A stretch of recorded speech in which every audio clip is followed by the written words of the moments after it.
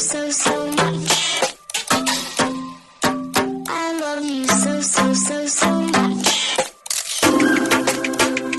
love you so much. I love you so much. Hello, all you positive heads out there. Thanks for tuning your beautiful brainwaves into another episode of the Positive Head Podcast, where we are firmly convinced that creating success and happiness is rooted in understanding the ultimate nature of reality and the fact that as human beings, we are all immensely powerful fractals of the one and only source consciousness, which creates and animates all things. Now, of course, understanding this powerful truth is one thing. Applying this incredibly empowering wisdom to everyday life? Well, that's another, which is exactly why we provide you with a fresh serving of soul food for thought 5 days a week to help constantly remind you of what matters most. You are it. And I'm your host, Brandon Beecham. I'm the reflection and extension of you who will be here each Wednesday interviewing a different consciousness changemaker. And on the other 4 weekdays, leading the way to ensure that your perspective is consistently expanded, your vibration is constantly elevated, and your heart is overflowing and full. Also, before we jump into today's episode, I'd like to take about a minute and a half to tell you about a few sponsors that not only help to make it possible to produce this show 5 days a week, but that I'm also genuinely passionate about promoting. The first longtime stellar supporter of the show that I want to mention is Gaia. If you're not familiar, Gaia is the go-to source for streaming consciousness content online with over 8,000 video titles. And you can sign up for your first month for only 99 cents at gaia.com/positivehead. That's spelled GAIA.com/positivehead. The second sponsor I'm sincerely passionate about promoting is Purium. It's no mystery that bringing your mind, body, and spirit into balance is necessary if a person truly intends to manifest the greatest and grandest version of themselves. So if you've been looking for a way to easily get organic superfoods into your system every day with a simple plan that can help you reestablish a healthier foundation and relationship with food, like I was doing before I found Purium, I highly recommend going to positivehead.com/transformation and checking out the videos and interviews there where I dive deeply into discussions explaining why I take these products every day. And should you ultimately end up on iShopPurium.com to purchase any of their 50 plus amazing superfood products, be sure to use the code POSITIVEHEAD, all one word, for a 25% discount.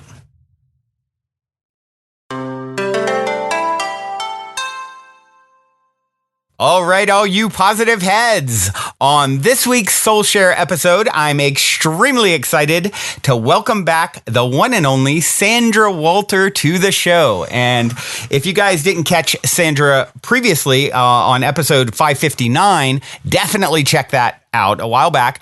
Sandra is a way shower, a gatekeeper.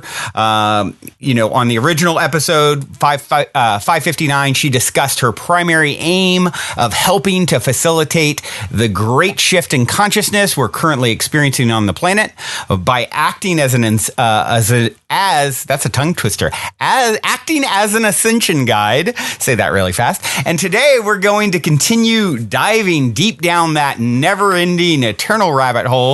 Super happy to have you here, Sandra. Welcome back to the show. Oh, thank you so much, brother. It's an honor. It is. It seems like it's been a minute, and we got to connect at the Conscious Media Festival down in Austin, Texas. That was epic, and I just love spending some one-on-one time with you. And then even learning in that, these guys have all heard my crazy birthday story. Your father has my birthday, if I recall, right? So right. It explains our cosmic connection. Yes. So Why don't we do this for, some of the listeners will have heard you, back in, here we are now, we're probably around episode 950. So you were episode 559 before.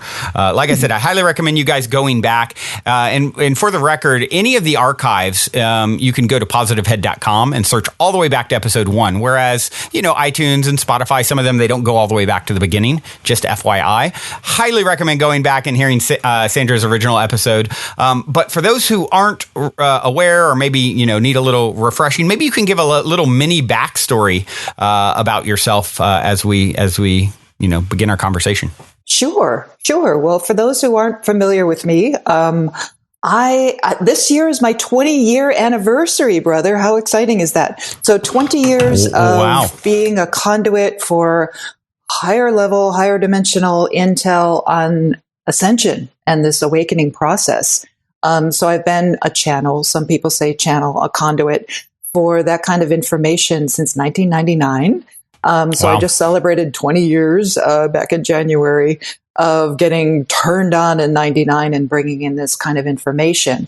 And over the years, I have, of course, refined my process and been able to bring in some really high-level, beautiful information on how this process unfolds and how we can walk through it with ease and grace. So now my official title, if you want to give me a title, is Ascension Guide and Interdimensional Liaison. So I'm literally just assisting people on the path of ascension because it's a challenging process. And I assist people in becoming the most brilliant, beautiful, vibrant versions of themselves through the ascension process. And specifically for those people who are experiencing other dimensional versions of themselves or contact or what we call the embodiment process or the resurrection frequencies or DNA activation, that's all my thing. So that's the area of specialty that I'm dealing with right now. And it's an exciting process. And we're really hitting some new collective experiences. So for me as an ascension guide to be kind of walking through this and witnessing it at the same time that I'm experiencing it along with the collective, very exciting passage for us. Yeah, and for those of you who haven't heard previously, you had such fascinating insight and the way you sort of experience and navigate your job here, living in, first off, in what is like a vortex, Mount Shasta, right? I'm assuming you're still there, which is a beautiful, beautiful, magical space in Northern California. And, basically, you're working multidimensionally regularly, like daily, correct? Correct. Yeah.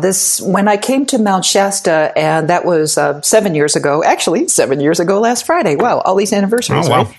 So, so I hit my thank you. I hit my 7-year mark, and Mount Shasta actually unlocked a potential for my higher trajectory as a gatekeeper. And that's dealing with the crystalline grid systems, the energy grids of the planet, some cosmic stargates, and this kind of out there experience of interacting with higher dimensional realms, beings, ETs, that were assisting the ascension process. So I represent part of a huge subculture of the lightworker community that is consistently working with gateways and grid systems. And that in itself is a fascinating conversation, but it's all part of the ascension process. It's all related. So Mount Shasta is like one of the major nodes on what we call the New Earth grid system, the crystalline grid system. So it's receiving and generating energies for a whole different level of reality and a whole new experience that we're moving into as our DNA awakens and we kind of get turned on to these other dimensional realities that already exist. And then we align with them and amplify them. And then collectively, this kind of trickles out into the collective. There's a what's called a collective DNA field, the human heart grid. which all of us are connected, of course, just by creation itself and by consciousness itself. But there's a conscious intent to accelerate change that is part of the ascension window, part of the frequencies coming onto the planet and coming from Gaia herself that give us that intuition, that impulse, that push to move into love, to move into peace, to move into change, to radically change our way of being. And that's all part of the ascension process. So the people that are working with grid systems are also activating these collective fields within the human heart grid that allow for a collective DNA experience, which is what's going on right now called the embodiment process. And that in itself, like this phase is surprising even me, who's received the information on this is how this will unfold and it's going to get this, you're going to feel this way and it's going to feel that way. And a lot more people are going to go into bliss states, and it might, trigger others, but just keep going. And now that is the higher and the lower self are starting to merge. Mm-hmm. So you're not getting the separation. You don't get the veil anymore. And the experience of it, for those of you who are starting to experience that further down the path, like where myself or somebody who's like what I call the high vibe tribe, the high vibe tribe is the ones who are like consistently just on it, have given up everything in order to engage with this ascension process. So we're like snowplows, just getting everything out of the way and clearing the path so that others who are coming behind us have an easier time of it. But as someone who's on the snowplow and up there up front, the experience of embodiment is like nothing I have ever experienced in this whole ascension process. And for somebody who's doing it for a while now, that's really saying something. The states of ecstasy and bliss are not constant, but they're always there. It's not overwhelming the entire experience yet, but wow, brother, we are getting close to the higher self just taking over the journey. And I feel myself, part of this is also DNA related, because as more strands or layers of DNA, and we can get into that conversation next, start to activate, your other aspects start merging right in your own consciousness. We used to have to kind of toggle between realities, kind of like, okay, now I'm my lower self, now I'm connecting with my higher self, back and forth, or into other realms or connecting with other beings. It used to take a lot of expansion and contraction in order to do that. And now it's becoming this seamless, ever-present, consistent state of being aware of all of that simultaneously. It's a little overwhelming at first, but you feel yourself getting smarter, able to handle more tasks, able to be more creative. And one of the most impressive things just in my own personal journey is my ability to not be affected, triggered emotionally almost at all any longer, or the way that I deal with it, like the recovery is almost instant. And I'm surprised by that. Like my higher self has always been kind of overseeing that process, let it go, surrender, giving advice along the way. My team has always been guiding me, but now all of a sudden there's this merge where nothing sticks.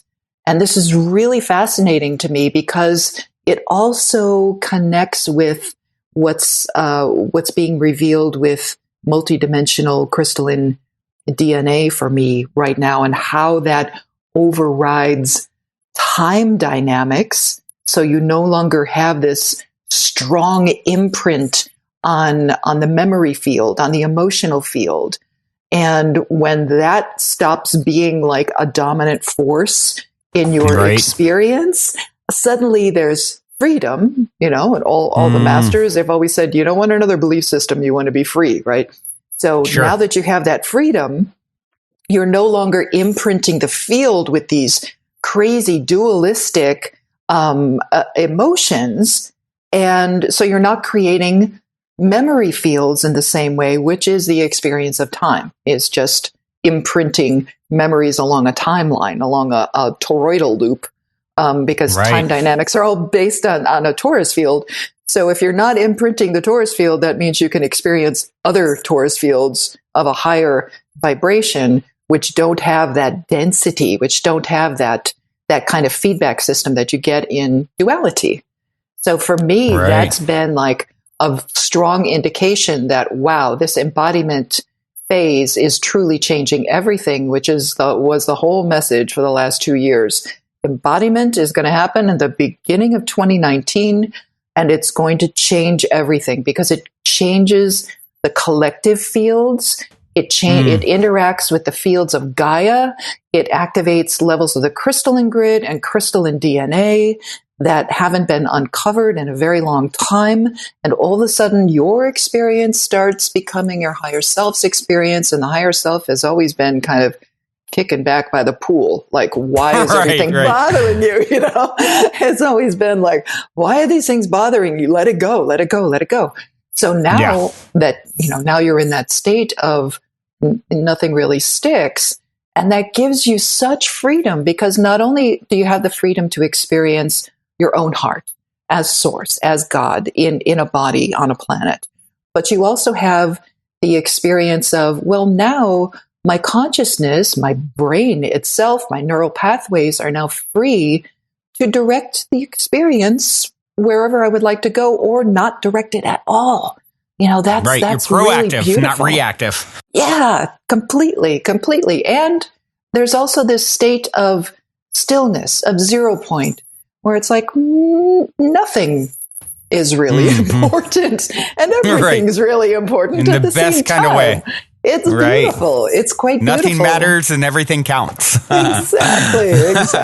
It's quite beautiful. And it really puts you into that state where you're empowered. That's a true empowerment, because none of this happens without all the work that you do on the heart. That's the first thing. If we want to let's get into crystalline DNA, because because science and spirituality are beginning to exchange information, which I love. I was just, I spoke at a conference last month in Sedona and got to cross paths with one of the leading DNA explorer scientists in the field of this new exploring quantum DNA, and he's ready to go into exploring quantum DNA. And it was just one of those moments, brother, when you're at a conference and like David Wilcock was talking for 4 hours, I mean, oh, wow. David's like a walking encyclopedia, you just like, right. And he's always interesting, which is wonderful. So he's rolling with it. And he finds out that Dr. Glenn Ryan has actually shown up at this conference, and he's sitting like 3 rows behind me. And David calls Dr. Ryan out on stage just to honor him and have him talk about, the key factors in DNA activation, what really works. And he only spoke for a couple of minutes, sat back down again, got a big round of applause. And all of my fields, brother, you know how one of those things where something, like you have to talk to that person. To you. Yeah. Everything starts going off. And I was like, okay, calm down. So David's presentation ends, and Dr. Ryan is lingering. And Giselle Coy, who from the Conscious Media Festival, her and I were giving a DNA presentation literally three weeks later in Sedona, a DNA summit. And I was like, Giselle, let's go talk to the DNA guy, right? Right, of course. So we go, so we hit it, and we go up there, and like the seas part, and all of a sudden we're talking to Glenn. It was just like wonderful, and it was just one of those beautiful encounters where we just started rolling. I was asking the right questions. He was really fascinated in the information that I was bringing forth, and we knew something was going on. You're like grabbing each other's arms, going yes and. So it was one of those conversations. And we met for coffee the next day, and he granted me 2 hours of his time, which was really beautiful. We really got into it, and we're actually going to create more talks for the collective about where science and spirituality are meeting on this topic. But it's and I really feel that that we're coming together, that these bridging conversations are starting to pick up right now in order to accelerate our understanding of both science and spirituality. So, and I feel this is a lovely side effect, pardon me, of unity consciousness itself. You know, no more separation anywhere. Right. I'm honored to contribute to that conversation, sharing quantum DNA intel from the conduit perspective with those exploring new discoveries in the lab. So a lot of the phases that were laid out by my team, you know, this is all multidimensional consciousness. I've never talked to a grounded scientist nor studied any of this. And everything that we were laying out, I was, you know, we're drawing geeky diagrams of toroidal fields interacting. And I was like, and this is how they showed me how the multidimensional DNA connects and everything. Wow. And he's like, yes, and it needs this. And I'm like, but the first thing, and this is, so my team had laid out 3 phases for activating crystalline DNA. Pardon me. And when you say your team, who are you referring to? I'm referring to the multidimensional beings that have been with me, lifelong, but more strongly since 1999, since that activation where I started going clairaudient, claircognizant. Gotcha. Okay, so, I thought you were referring to a non-physical team. I was just clarifying. Yes, non-physical. You got to always be, you know, I got to double check with you, Sandra. Although they have joked around and showed up in business suits sometimes in the higher realms when I was first getting started. I was like, is this a joke? That's funny. They appear to you in a business suit? That's funny. Getting down to business. So, that's great. So this crystalline divine DNA is our key to the experience of shifting dimensions. So it's really at the core of the ascension process. But my team had laid out 3 phases of how you activate this bridging of densities and dimensions through the DNA. And they had always said, okay, look, DNA creates, this is how you're actually creating your experience of personal, collective, and multidimensional experiences in form. It's all through the DNA, because DNA is a photonic light receiver and generator, and it's serving as an antenna or a way to transduce spiritual information into electromagnetic form. Like, it's all done through the DNA. So it's been like a very strong part of the core of my teachings. But the baseline, like the only way this is going to work is for the heart center to get activated, and then the DNA starts to spin in these coherent toroidal formations, allowing the codes to activate and allowing this etheric rebundling that goes on. And this is something that Dr. Ryan actually saw in the lab. I was like, okay, they showed me that it's like a big tangled ball of yarn. And then when your heart center gets turned on, you create coherence. All of a sudden it starts spinning in these sacred geometric proportions to allow this higher spiritual experience in the form. He's like, that's exactly what we saw in the lab. And I was like, oh my gosh. So this is a man who spent 3 years. I should explain what Dr. Ryan is about. So this is a man who spent 3 years at heart math. Like, he's the basis of all that information on heart coherence and creating a coherent heart field. That was because of what they were seeing it do to DNA. Like, they're looking at DNA and going, wow, if you create like a coherent field with your heart, love, peace, compassion, it actually affects your DNA. It actually creates a space. Just to throw it out there real quick, Sandra, guys, way back, episode 166, I had the co-CEO of HeartMath, Deborah Rosman, on the show. So if you want to learn more about HeartMath, you can go way back in the archives and check that out. But Yeah, beautiful. And everyone should, because it really is a key to getting in your heart center. And they have beautiful tools at HeartMath too to monitor that. You can actually do it, scientifically proven. So, so the phases of DNA activation were all sequential. So the first phase was healing and coherence. So coherence, crystalline DNA activation requires this. It requires a vibrational state of equanimity called coherence, typically called coherence. And that's that peaceful emanation of unconditional love flowing from the heart center. They can't see the torus field under a microscope, but they do see what it does to DNA. So, and this is something that in the spiritual practices, you can see it. You can literally see the field around someone's heart.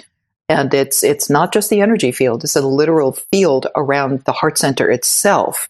And that 0 point balance around, the heart center, that's the source spark. It creates a field of energy, this spinning torus of coherent light that allows the higher self, the higher experience to do something new through the DNA. And as we've discovered, DNA is easily damaged by EMFs, radiation, and toxins, low vibrational foods and environmental factors, but especially by our own thoughts, emotions, and actions. So when we get into heart coherence, DNA can be spontaneously healed. They saw it. Wow. They saw it happen. Spontaneously healed through heart coherence. Wow. And the interesting thing with Glenn's work is, I'm going to call him by his first name now that we're buddies. So the interesting, I'm on the inside track. I know, totally. But I can't wait to talk to him again too. He's been in China for like 3 weeks. But yeah, I want to reach out and see about maybe getting him on the show at some point. You got me intrigued. Yeah, we're totally pushing him into the limelight right now because, this is literally the man who taught Masaru Emoto how to use the water machine. Wow. Like he's been around. So it's beautiful. And this all ties together with all these conversations on Ascension and DNA and everything. I love that it's all coming together. It really is, as I mentioned earlier, a sign for me of unity consciousness itself stepping forward, all this stuff coming together. So this activation of the heart center is also a key to our ascension. So this consistent practice is being witnessed under the microscope, and it's also being witnessed by our own experience. So the healing practices, the sound, the frequencies, light, commands, your own words. Commands are an old school mastery tool that I have always taught, as part of the mystery school tools.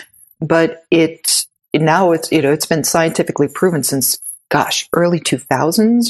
The Russian scientist who said, "Hey, your words have an effect on DNA," and then Dr. Emoto took it into the effect on water, and of course your DNA is floating in water. But the key to that first step of healing and coherence is that the intention, this is proven, intention must be present and practiced, or DNA activation doesn't work. You can do a DNA activation Shazam on somebody who is completely incoherent, and they'll have a small bump for the moment, and then it flatlines again. It won't stay. It doesn't stick. So if you're someone who wants to explore activation of your DNA, your very first step is getting the bio landscape into coherence, into that state of unconditional love, in order to hold DNA activation, which is the key. Because otherwise you're kind of yo-yoing. Your energy fields expand and contract all the time. But we're finding with the embodiment process, which is directly linked to a stage, a layer of DNA activation, that all of a sudden you could hold it. You've done your work, and now you can hold that consistent state. And because you have so many first embodiers, that high vibe tribe that I was talking about earlier, holding that state, it becomes a collective DNA activation. That means that it's available.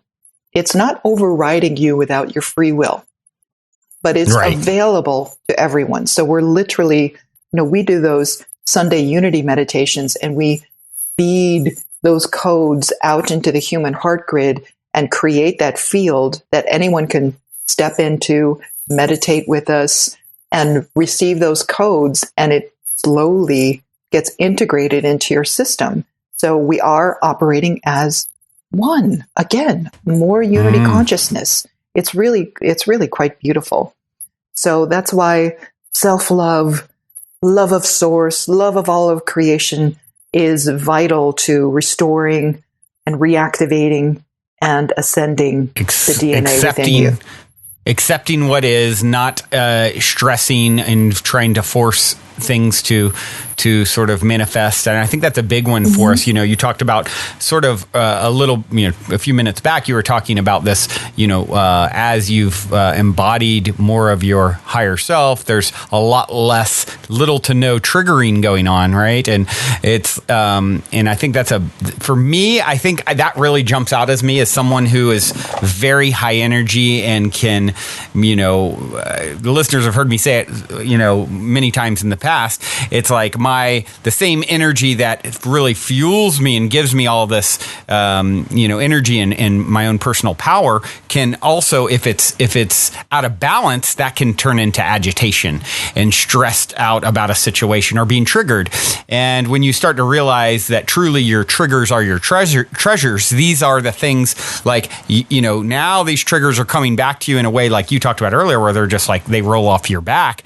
And I like to think I've come so far from where I once was, but I still, for someone wired the way I am, as fiery as I am, it's particularly like a lot of work to get through and like, okay, Brandon, don't get in that anxious, overexcited state. Learn to like, this thing isn't going your way right now, and don't let that put you into, take you into a state that's incoherent. Right. And that's really what becomes the only game in town. The only thing that matters is realizing if I stay in a coherent state, peaceful, love-centered, then all of these things can happen, to my DNA, essentially, is what you're saying, that can empower me and step me up into the next greatest and greatest version of myself. And if I'm thrown out and I'm incoherent and agitated and stressed and overanalyzing or any of those things, then I'm in that moment, disempowering myself greatly. Precisely. And it's not something, you don't deny how you feel, but all of the things that we go through, it's literally those steps that we take early in the ascension process, the emotional clearing, the dealing with it, the self-correcting, the practices. I'll get into the practices that are most supportive for that state of coherence, but our meditations, our peaceful intentions, our intentions truly change as we get into. So now, all right. So now I'm entering phase 2, right? Phase 2, activation and embodiment. And activation, because this positive photonic light that we're moving into in the galaxy, this bombardment of this new living light. It's photonic light is living light. It's a source encoded intelligent light consciousness. And it's talking to our cells and telling us to do something new, evolve, right? It's telling us to change. And this is part of the ascension window. It's part of the ascension cycle. But this photonic light is delivered into the planet and our cells and DNA through crystalline plasma, which is actually a very high state of water. So plasma bursts and influxes coming mainly through the sun, through Solaris, come through during gateways, and more consistently now, it's pretty much a consistent bombardment now. We still have gateway passages like what just occurred with a collective timeline shift. But we welcome positive photonic light into our cells and energy fields by creating that coherence, harmony, peace, love, Ascension in our heart center through phase 1. And then phase 2 is the activation of additional strands, sometimes called layers of DNA. They're never going to see it under a microscope. This is a multidimensional operation. But the interesting part for me is that non-coding DNA, formerly known as junk DNA, nobody in science uses the term junk DNA anymore, by the way, because there's no such thing. No, because non-coding DNA started to activate. It's Ascension in action. They're like, wait a sec, we can't just call it junk anymore because this dormant, non-firing gaps, they're gaps in the DNA code structure. It's not like extra strands not doing anything. It's gaps in the DNA strands themselves. They're like, well, this part of the code isn't firing. So now they were just calling it non-coding DNA because they didn't understand, like, it's doing something and it gets affected, but we're not really sure what it does. And all the psychic folks are like, those are your Christed codes. That's literally, you're activating a 12-strand structure and etherically reconnecting it right through those, what appears to be dormant. It looks dormant under a microscope because it's not 3D. It's a multidimensional operation. So it's reconnecting right through those non-coding DNA, and that stuff starts coding and changing your structure. Like I was showing Glenn, I was like, look, there's glitter coming out of my skin. Like we're literally going crystalline. I'm one of those people that has, they call it, some people call it God dust or whatever, but it's like you look like you're dusted with selenite powder or something like that. Like literally, it's just like the planets. You know how crystals wiggle themselves? That's how the natives used to find crystals, is the crystals vibrate and they used to wiggle themselves out of the ground. That's exactly what's happening to our bodies. So we've been commanding for all these years, crystalline structures activate, let my crystalline DNA come online, cells be more crystalline. And the next thing you know, you've got little particles of crystal starting to come out of your skin because you're changing. We're evolving like right in front of everyone. I showed Glenn. I was like, look. And he's like, oh my gosh. I was like, there's glitter on my arm.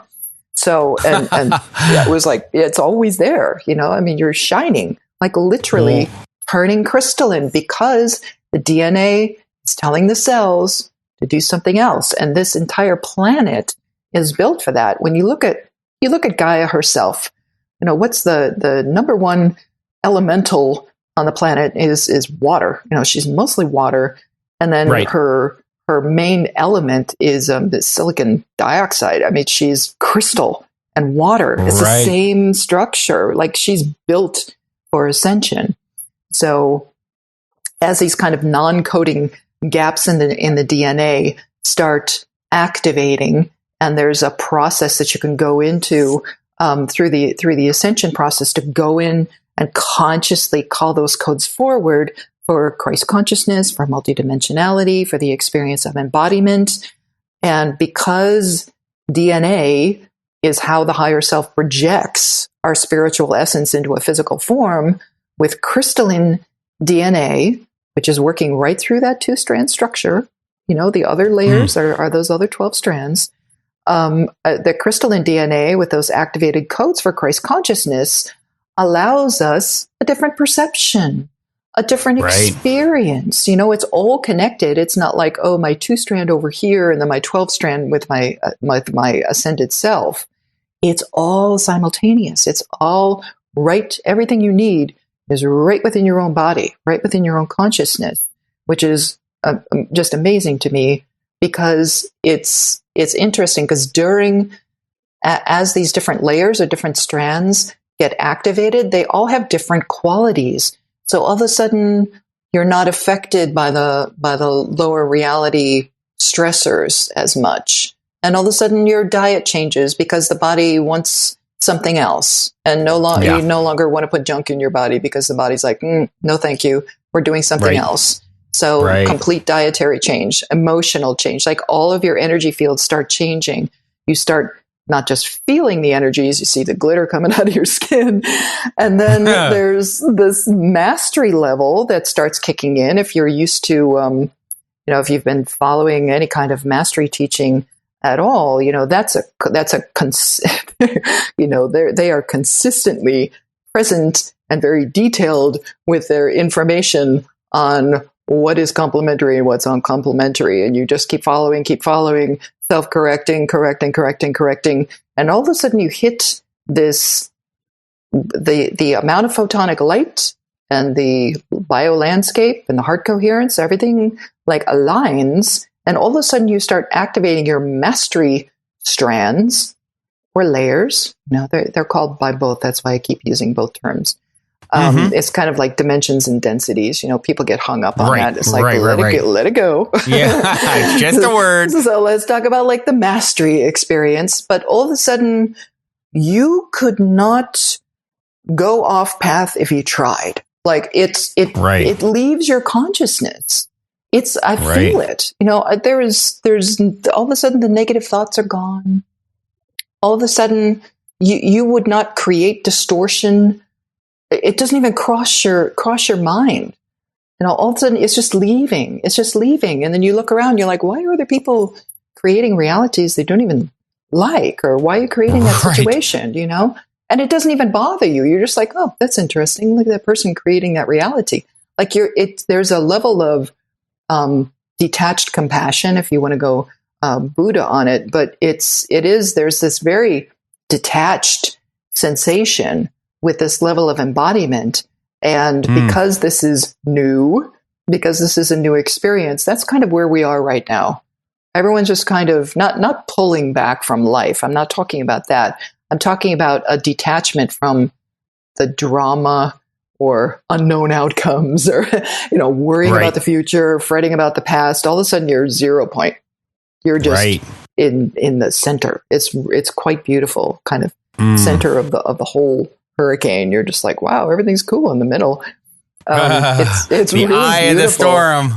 Totally. What's really interesting about all of this is, I had a few weeks ago, I had, and I'm not sure, maybe you even know him, Jason Estes, who, sort of is or refers to himself as like a 5D way shower, which is very similar to yourself. And what was interesting is he talks about this very thing and being able to see definitive points where there's these major shifts that are coming. He's like, they're shown to me very, very like to the day kind of thing. Yeah. And he said directly. May 18th was a big one. So I was looking at your site just before we jumped on and I noticed you had, May 15th through 25th, the gateway is upon us.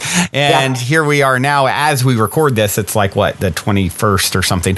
But, I thought that was really interesting to see you guys, sort of similarly talking about these same dates. And I, read a little bit about what you had posted related to it. And it sounds like you're both sort of saying the same thing, that this is a really, really kind of clutch time. And he said this exact same thing, that it was the first, it was like, you're referring to him as embodiers, first embodiers. That's what he basically said as well. It's like those who are sort of holding it down are going to go through this major activation on the 18th, a whole new kind of timeline sort of thing. And then he named another date, I want to say in July or August, and then something maybe next January. I'm off the top of my head. I could be wrong on those dates, but something like that. But exactly.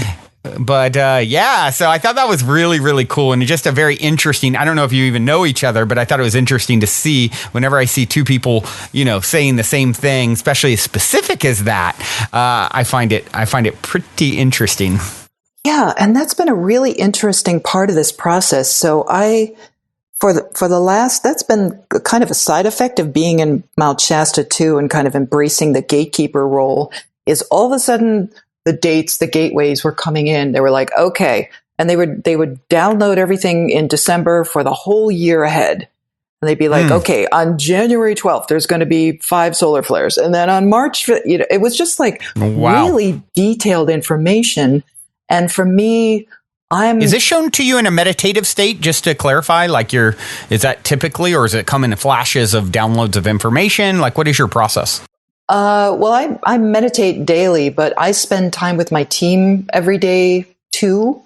And but the gateway process was kind of specific to December. There's this passage around the solstice at the end of December, beginning of January, where all of a sudden there'll be one day where they're like, okay, here's your gates for the next year. Like, and everything will just be laid out. And then as it gets closer to those dates, like this May Gateway, they'll give more details on exactly what's going to happen with that. Can you just shine a little light for those of us who aren't having quite that experience? Like, are you sitting there having dinner and all of a sudden they're like in your third eye kind of thing? Like, I mean, are you seeing them physically? Like, what, I just love to get details of how exactly your team presents themselves to you.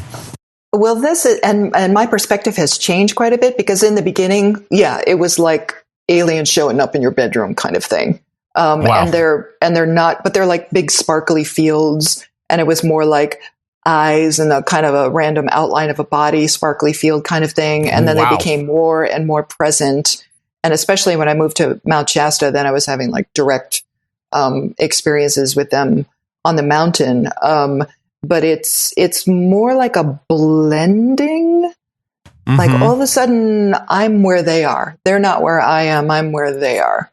And there's like, in the beginning, it was more like a meeting, like we were talking about the business thing. It was more like a meeting type thing. And then that went away. It's definitely had phases. That went away. And now there's this beautiful blend, because I realized too that, let's say, okay, so an oversoul has, let's say, 500,000, like 300,000 to 500,000 expressions running on Gaia.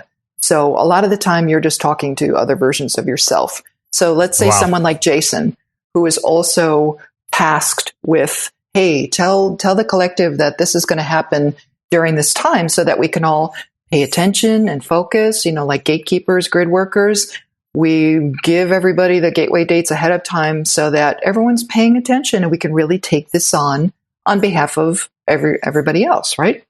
Right. So your experience, like Jason, would be another aspect of one of those oversouls tasked with, hey, tell all light workers what's going on, right? So I see that as like a collective oversoul operation, because there's not that many of us here that are tasked with that kind of information. But it's beautiful. But there's definitely, like, when I desire to connect in that way, because in the beginning it was a little overwhelming, so I was exercising my free will choice a lot more and saying, could y'all just step aside, I'm dealing with like a lot of stuff. Well, now I don't have to deal with as much emotionally as I used to, because my process has accelerated. So now there's this beautiful kind of ever-present, consistent interaction. And I also have a much different perspective on contact itself, like actually seeing all of those beings, other realms, masters, and everything as one big function of ascension, just like all part of this same thing. So that there's, again, no separation. We used to label everything, good, bad, Pleiadian, Arcturian, master, whatever. And now, to me, all those lines are just being erased. I'm just like, you know what? It's all just, it becomes like, and I feel that's a side effect of the DNA too, because the more strands, layers you get activated, the more unification there is. And you see, it's not Sandra trying to connect with, the head Pleiadian or whatever. It's not like that at all anymore. It's kind of a seamless question and answer, or sometimes, how about we do this? I've noticed in the last 7 years that they joked like 4 years ago. They're like, you're about to get a promotion and go into like being a master gatekeeper. I was like, I don't even know what that means. They're like, you're going to put your hands up and M flares will happen. And I was like, what? Just crazy things, I was just, and it's been, and it's all documented now too. Like that whole phase that I went through, I was like, wow, this is really getting interesting, because you become, we get woven back into the cosmic consciousness, the cosmic fabric. So you are one with the sun. You're one with Gaia. You can, Right. I even wrote an article a couple months ago. I'm like, we are the solar flash. This Right. is, it's up to us. It's Right. up to us to merge with that level of consciousness and go, okay, we're ready. Let it come forth. Right. And Right. I've noticed too in our mastery, you kind of tap into that monitoring system that is keeping an eye on where everybody is and what we can handle. So as somebody who's about to speak at Dimensions of Disclosure in a couple months with with Corey, who's been talking about sphere being alliance, and as somebody who has spheres literally in my gatekeeper crystals, it's all part of the same thing.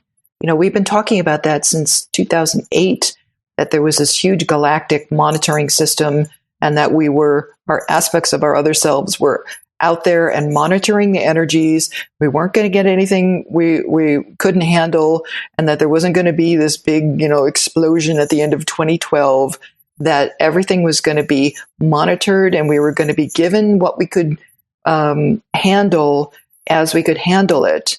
And that for, this embodiment process was, nobody was going to be robbed of their mastery.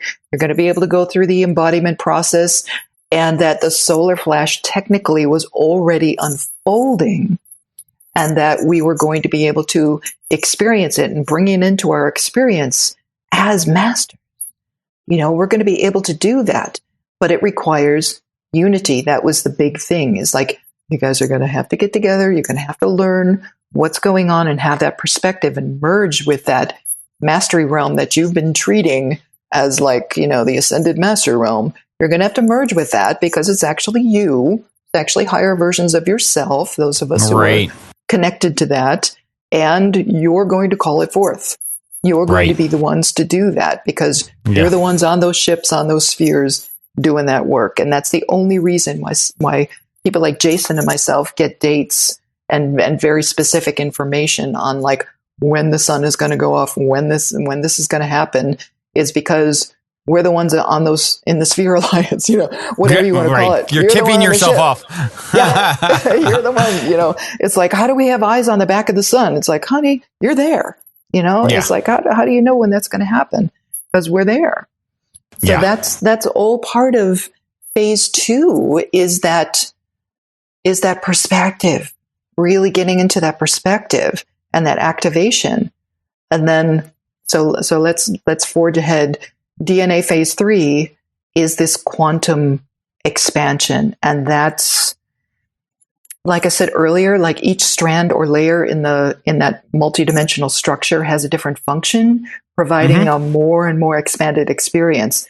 So you can't focus on activating, strand 5 and strand 12. They're all interconnected. So it's you hit them all or you hit nothing. So but there is a natural progression to the ascension process, which includes a tipping point where you go quantum. It's this pure state of multidimensional consciousness, which I feel that's perhaps what the gurus were talking about with enlightenment, is they were able to tap into that state of consistent bliss where you are not just walking in both worlds, because I feel something different is happening with this evolution. It's not just walking in both worlds, it's becoming both worlds. Right. It's just this seamless merge of everything, not just here and New Earth, but everything. I think that's such a powerful thing to contemplate. And it's something that I've often thought of.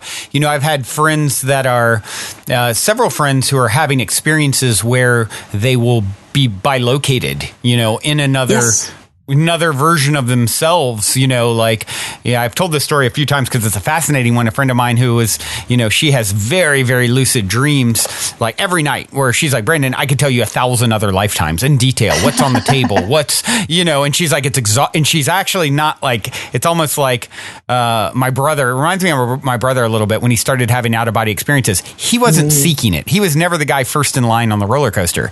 I'm the one over there meditating, trying to make it happen. And then he's like, doesn't want it and it's happening to him. And she kind of reminds me of that. And she's like, it's almost exhausting to recall all this stuff for me. She says, she goes, I just want some like something to be consistent almost, it's like the ground will change as I'm walking sometimes, or, sitting at a piano and all of a sudden it triggers another life at a piano where I'm playing and crying because my husband left in the 1800s. And then she's able to play it in this timeline, even though she doesn't know the piano or hadn't learned it in this timeline. And that's just like mind blowing that people are having, and I have multiple people who are having those sorts of experiences where they're in both places simultaneously. So it brings up a question to me for you, something that I've thought of, even forget about even what we would call past, linearly past or future lives and seeing those,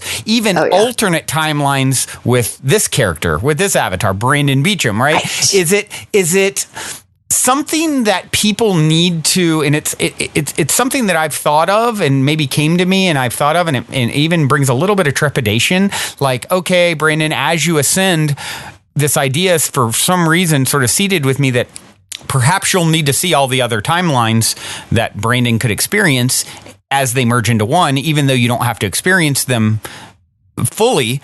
Is that a part of the process? And I don't even know where I picked that up as just something that I've contemplated. So let's say there's the me that, I don't know, at some point gets in a car wreck. And then I kind of like see and feel that experience, even though it like I merge with it, but I don't fully, it doesn't happen to me this time, but I sort of have to glimpse it. Is that something, and I might even have, I've seen this, I feel like actually in a show once upon a time, and maybe that's where I originally got the idea or thought, like, that perhaps we would, as we see these other timelines, we've got to like integrate them to some degree. Is that something that you view as necessary? Well, all right. So 2 observations on this topic. The first thing I threw a lot at you. I threw like multiple things at you there. So you can unpack all that. I love it. I love this conversation. Thank you. So, well, the first thing is I feel that the obsession with the whole past life, future life thing was kind of a side effect of the New Age phase. Sure. And I feel that we are closing out that phase completely because so many brand new things are happening. So the whole obsession with who was I, where am I, in a different reality, in a different star system, like all that stuff, it's still a side effect of the separation and like the anxiety that comes with that and the searching and the learning, the reunification. Sure. But here's the interesting thing, and I want to make a cool point about quantum DNA. So and quantum in this conversation is not like the tiniest thing. I mean, quantum in the multidimensional self, just for the purposes of this conversation. Gotcha. But quantum DNA, our DNA is an aspect of living library, like Gaia has all your records. She's got everything that you've ever been. But our DNA actually is an Akashic record of itself, of everything you have ever been from first separation until now. That includes other star systems, other lifetimes, future possibilities, parallel realities. Like that's how complex the human genome is. And that's why it's so coveted, because it can read and see infinite possibility. Like when we talk about human, God-man DNA, that genome, the reason why it's so coveted and why it gets so messed with and everything is because it has the ability to see everything from a source point of view, which is everything, and from a state of, and be able to create things too, be able to create alternative realities, parallel realities, different future outcomes, different timelines, everything. And it's all in your DNA, in your cells right now. So you have access. And through the ascension process, when you start to access that, the beginning part is like, who was I? Who will I be? Who have I been in the Pleiades? Who have I been in Lyra? All that kind of obsession with, anything but here, Right. anything Get me out of here right now. I know, because right now is not good enough, and right. You start getting into your heart, and you start getting coherent, and you start activating your mastery self, and you're like, wow, none of that matters except the present moment. What all the good teachers have told us throughout the ages is, for thousands and thousands of years, is there's nothing here but now. That's the only thing that matters, and that's where all your power is. And that's exactly true, and especially from DNA that can read, navigate, and create your experience of whatever you want to experience. Like if you completely focus on the past, that's your experience. If you completely focus on the future, you'll never experience the now in what's happening, what's happening with the ascension process. If you keep pushing it out to a future thing, a future event, when I get there, then that will happen. That's why all the practices have been about being so coherent and so in the heart center so that you can experience everything. Yeah. And nothing at the same time, and the stillness too. But what I find really fascinating is that that record of not just everything that you have been, but everything that could be allows for a really wild aspect of free will to come in and go, all right, so if I truly want to engage with a future, not a future aspect of myself, but a higher trajectory and going in that direction, I know that a couple steps in that direction in the physical send out like these multidimensional experiences into many different realities and possibilities. So it becomes very multidimensional. Does that make sense? Like it's sending out that message to all these different timelines, all these different experiences, and all the possibilities that could unfold, which is why if you can stay in your heart and follow your heart and follow love and follow the divine service, then you start getting higher and higher experiences that benefit everybody as well as yourself. And then when you start kicking on your mastery strands, you kind of won't care, or what I like to say, you won't carry the responsibility of, oh, I don't know if I made the right decision, the wrong decision. I want to try to influence things. I want to try to control things. It doesn't even cross your mind.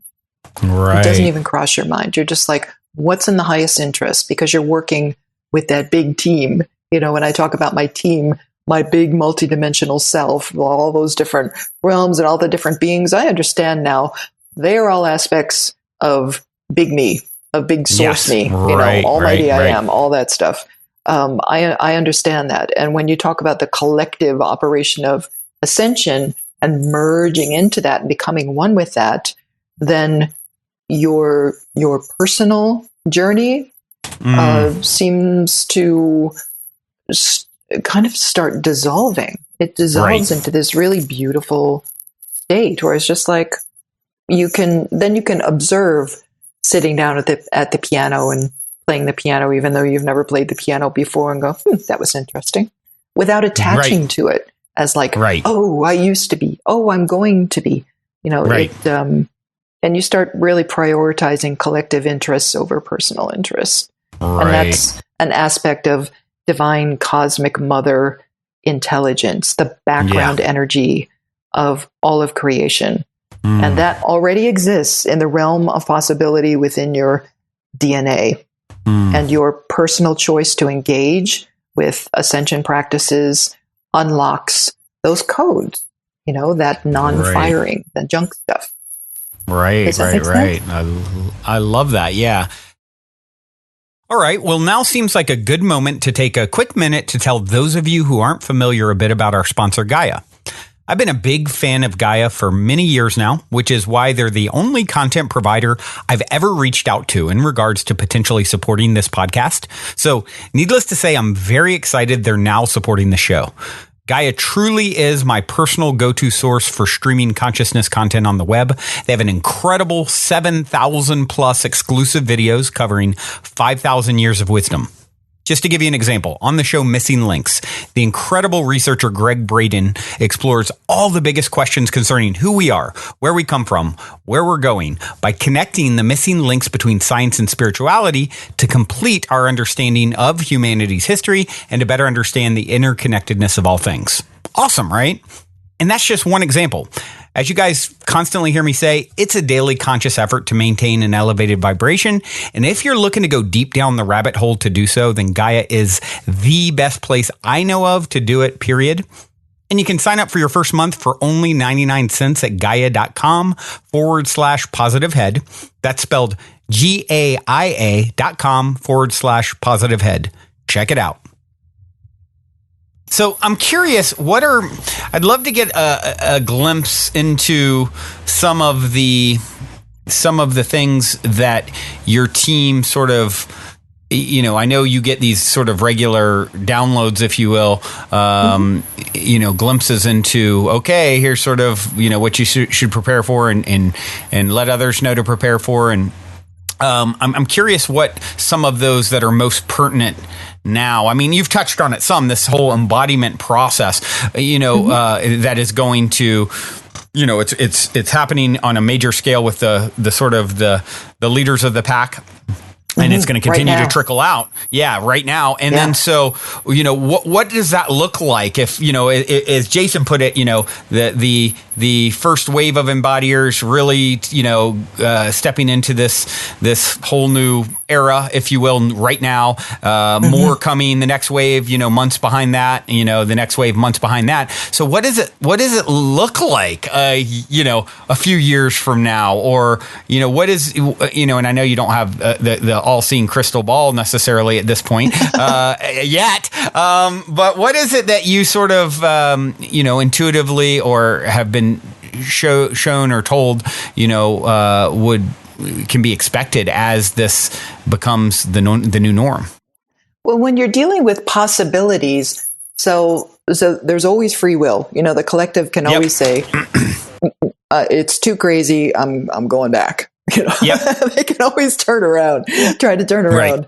Right. But it seems like the collective choice now is like, wow, this is getting really cool. Let's go.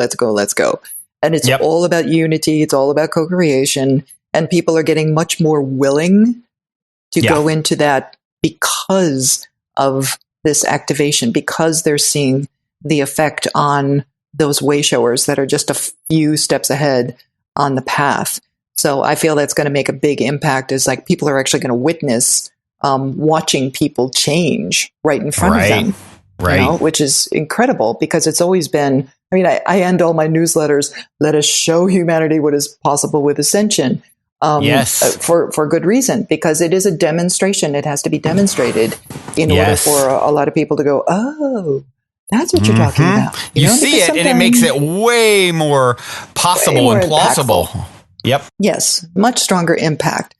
But the energies that are coming in 2020, and of course it's somewhat symbolic, clarity, but the energies that are coming in early 2020, that's what we are preparing for right now. That's why. So when we talk about like alliances and the folks that are saying, okay, we're going to buffer the energies and not give you anything you can't handle. Now that we can handle a lot more, there's actually an organic ascension timeline that started kicking in last year, last year, where the inorganic timelines, the stuff that was being manipulated, dropped away. So all of a sudden your experience gets much stranger. It gets like, oh, that's what I was supposed to be feeling this whole time. That's what we're hitting now. It's like, oh my gosh, I feel so amazing and completely different. And how can I even call myself Sandra Walter anymore? I don't even know. That was just like an avatar, for my work, I'm like throwing off crystal glitter now, for God's sake. It's like, okay, call me Crystal Walter now. I don't know. I'm not changing my name. I'm not good at that. I'm not going to do it. But I'm with you on that. But when there's that, oh wow, okay, so now I'm getting the organic experience of ascension that we were supposed to be getting. So now we're kind of in a catch-up mode, which means there's this acceleration. So now you get the acceleration of first embodiers changing everything. Okay, so now you're getting into organic ascension timelines, which is a great acceleration because we're playing catch up on the last 7 years. You know, what you were supposed to be experiencing in 2012, which got a little bit delayed. But nobody was robbed of their experience. Now we're just catching up. It's going to go really quickly now.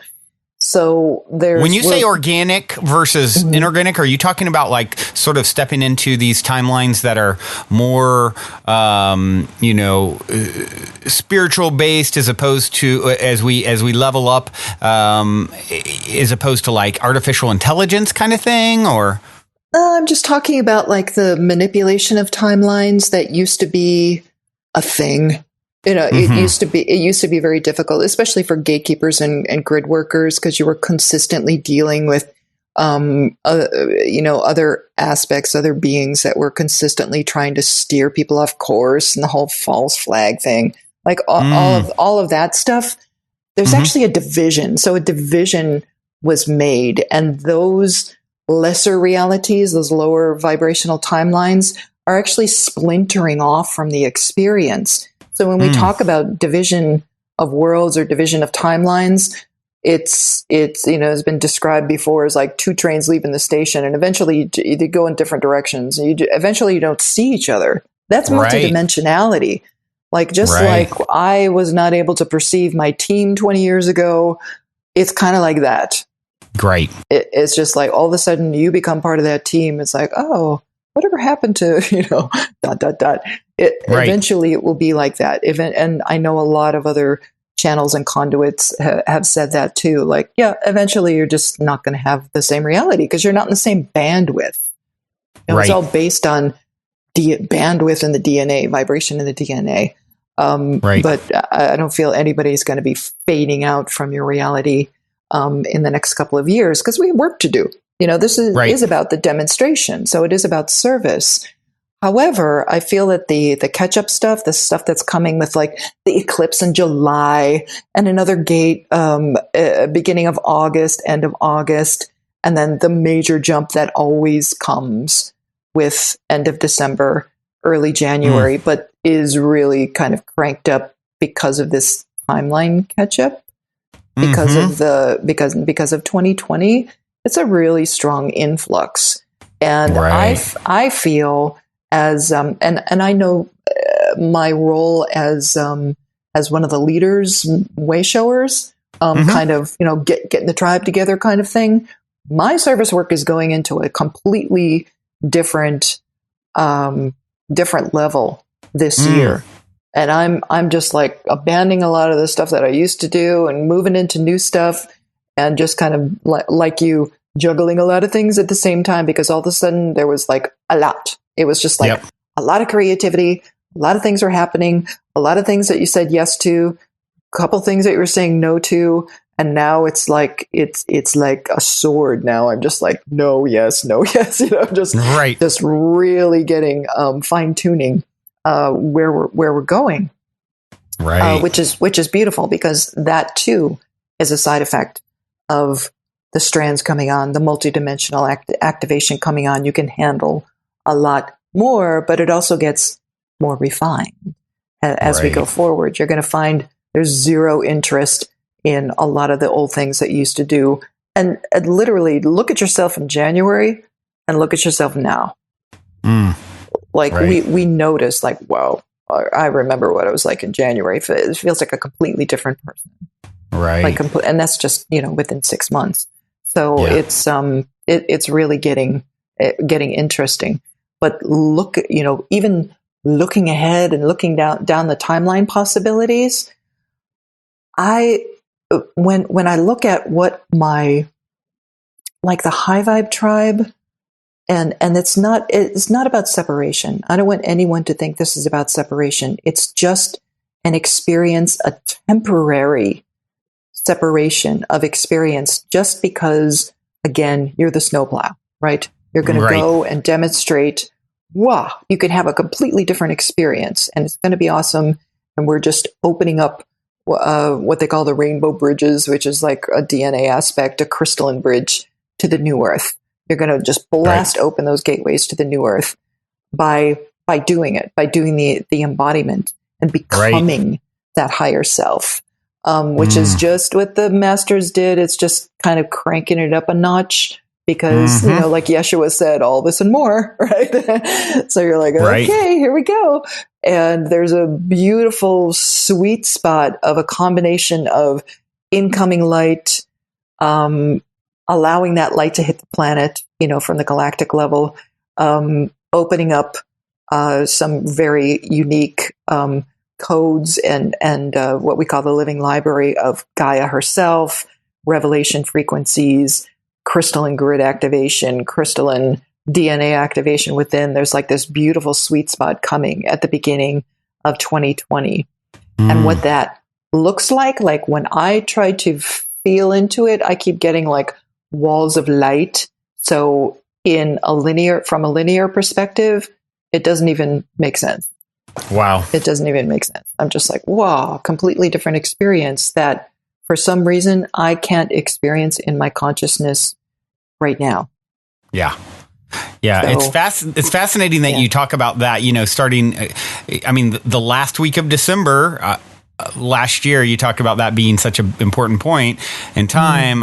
For me, I got this whole download of what to do in this year, which, started with me visiting this property on January 1st, which now has led, here we are 6 months later as of the time of recording this, and to go out and demonstrate into the world on a whole nother level. I'm doing this new show, Optimistic, which is, video production in the property with a live audience and all the listeners getting to come and co-create and be on the show and have a retreat experience and demonstrating that to the world. Like, hey, here's how you create a completely magical vortex, calling the place the Mystic Manor.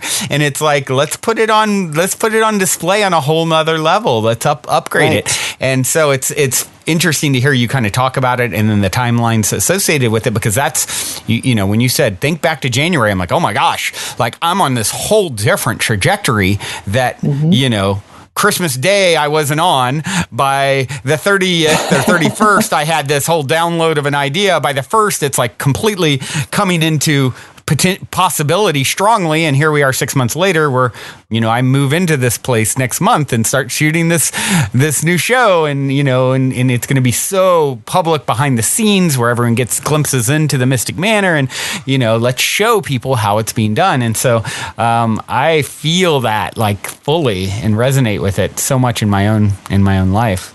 Yeah. And I love that project because it is new. Nobody's done that before. You're right.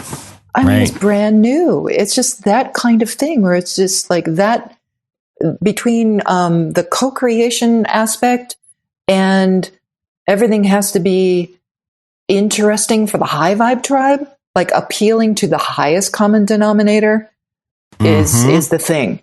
The thing. Like appeal to the high vibe common denominator instead of the lowest common denominator. Right. And if you go there, then it's, and you're not even, I love it too, because I can feel like you're not really concerned if it's going to succeed or fail or how long it's going to last. Like, I just want to do it. And it really is that. It's like I have no attachment to, I've had probably 5 intuitives come on over the last 4 years doing the show. Like, you're going to do something in video and buckle up your seatbelt. It's going to be massive and all those things. And of course, that excites me as, that sounds so fun and I'm so all about it and into it, but I don't need it to happen at all. Like, it's just like you just said, it's like my intention is pure. I want to have a great time doing the best I can, giving the people who come and sort of experience it firsthand by having a retreat there and getting a chance to be on the show too. Even if it's those 111 people are, having just, this upgraded experience and no one watches the show hardly or very few. Okay. But, and just to throw out for any of you who haven't heard me talk about this, if you go to optimistic.tv, and that's spelled optimistic, MYSTIC, that's going to be the name of the new show. You can check out and all about it. I just did a video that kind of gives you guys the breakdown and everything like that. Actually, Sandra, I would love for you to come on as one of my initial guests. I'm just at the point where I'm starting to book book those. So we can talk about that off of the air recording, but I think you would be such an epic, I want them to get more beyond just the voice, the whole, feeling, all aspects of your vibrational offering, which is so absolutely epic. Yeah. Well, I mean, maybe I'll come down and see you. I mean, I'm going to be in Ventura in end of August. So maybe, all right, come down. I'm just about to start setting up the dates. So you guys heard it here first on one of that'll be, within, I start the first shooting is July 20th. And so there's a couple dates in August that we'll be shooting too. So perhaps we can link up on one of those. So we'll talk about that more in a minute. But one of the things that I always love to hear, and I know you've got like more than a baker's dozen of them, is a good story of synchronicity, serendipity, a positive paranormal story, something really magical, Speaking of demonstrating the magic to people, maybe you can share a good story with everyone. This is something fun. So I don't want to bore anybody with like Sasquatch stories and stuff like that. You gave us a Sasquatch story last time, and I loved it. My Burning Man camp is Intergalactic Sasquatch Village, so I am. You could tell me a Sasquatch story any day of the week. No. Let's go. We're going to appeal to highest common denominator, right? All right, let's do it. So let's say you're a psychic gatekeeper. All right. Okay. And I went. So last month I had 3 events in Sedona. So I was staying there all month long. And Sedona is usually, if you're, I'm a gatekeeper for Mount Shasta. And when I step out of the field of Mount Shasta, I kind of carry her with me. And I came into the field of Sedona, and my first meditation was extremely vivid. This was on a Tuesday. So on this particular Tuesday, at the beginning of the month, my first meditation was this really lucid vision of all these circular, lined up stained glass windows, and they had scalloped edges, and they all had saints, different saints, and like these, holy scenes, and but they were extremely vivid, and they were all kind of like floating, but there was a light flickering behind them. And I was like, well, that's kind of interesting. And on this one particular circle came a little bit forward, and there's a saint on one side, and on the other side, and this flickering activity is happening behind it. And on the other side is a bull, and it looks kind of like an astrological bull, right? Taurus. And it's leaping off the window, like something's happening behind the window and that it doesn't like, and this bull is leaping off the window. And this really stuck with me, because like the whole vibe, I was like, something's happening, something's going to happen. And 5 days later, Notre Dame happened, which is a big rose window that I actually drew when I was in college. For a period styles class. Wow. But I was like, oh, wow, the rose window is all these circles with the scalloped edges and the saints on it and everything like that. I was like, okay, so that event was pre-planned, because if a gatekeeper sees it a few days before it happens, it means it was a planned event. So I was like, okay, so something's going on there, and the flickering was the fire. So I was like, okay, what's up with this bull, right? So this Taurus thing connects to this moon that we just experienced when we were talking about last weekend, with this moon experience in Taurus. So it's all this like Taurus, like astrological movement thing. And I am not into astrology at all. So you can ask your astrologer friends, like what alignments were happening. But they were like, well, then when this thing happens with Taurus and everything, like this next phase of embodiment is going to happen regardless of what's this event going on with Notre Dame was about. And I found it really interesting, because I actually told a bunch of people at a party, I was like, oh, I saw these stained glass windows and this flickering light and this bull jumping off of that and everything. And then a couple days later, when the Notre Dame fire happened, all my friends are calling me going, oh my God, the windows. You saw it? Yeah. Wow. So I thought that was kind of cool, because it tied into the timeline shift that we're in right now. They give us dates, but it's like this big passage. that we're in right now, and the opening of a cosmic Stargate as well, because when they're showing like some of the members of my team have Pleiadian aspects and they're really into astrology, like they align things with like things that are happening, like astrological events. So they kind of influence some of those visions sometimes, and then I have to pay attention to astrology during the gateways. I'm like, what's going on with astrology? They're like, oh, this big Taurus thing. So I was like, okay. So I found that interesting. Definitely interesting, because interesting. Yeah.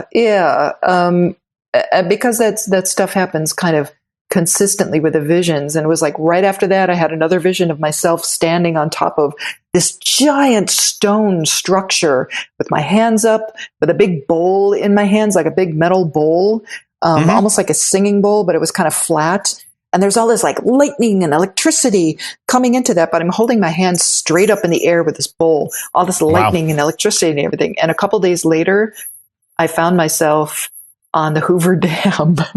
Oh, wow. I was driving back from Sedona and I'm standing on the Hoover Dam and there's those big statues with their arms straight up. I don't know if you've ever seen them. No, giant statues with their arms straight up, and it's a power plant, right? So I'm like, oh, that's the electricity and the giant stone wall and everything. So it's kind of, it gets interesting. That's kind of like very cool. These fun little visions, that present every once in a while where you're like, oh, that's what's going on. Okay. Right. It's so cool how the, visions like that will be sort of symbolically laid out.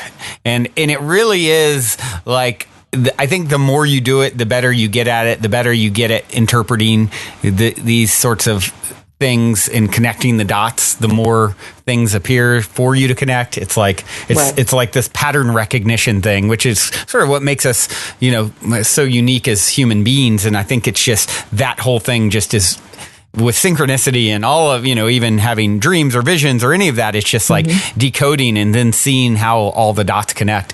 It's like, that's a big part of all of this. And you're connecting the dots even further as you talk about, oh, hold on, it's a different experience for me now because I realize it's not so strange, these beings that I'm communicating with, because I realize there are other aspects of me, And I think the more we can get comfortable with that notion, the more it's going to make the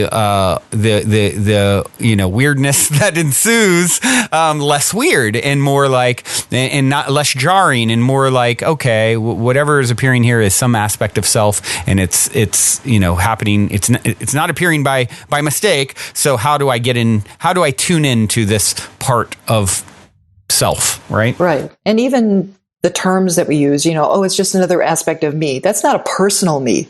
That's like self me, source as self me, like the big thing. It's not like, oh, the higher aspect of Sandra is Yeshua or whatever. It's not like that.